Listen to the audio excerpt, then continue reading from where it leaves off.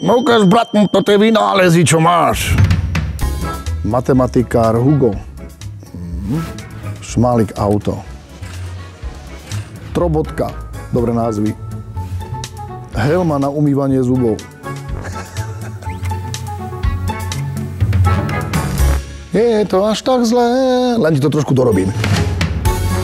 Lietajúce autá, hodinky s vodotryskom, okuliare, v ktorých vidíme všetky písomky a odpovede. To sú vynálezy, o ktorých ja ešte doteraz stále snívam a verím, že sa dokáže niekto nájsť taký, kto takúto vec dokáže zrealizovať. Takže neprestávajte snívať, snívajte o svojich nápadoch a vďaka ostatným, s ktorými sa podelíte, sa to určite podarí. Má to zmysel, pretože sny sa plnia.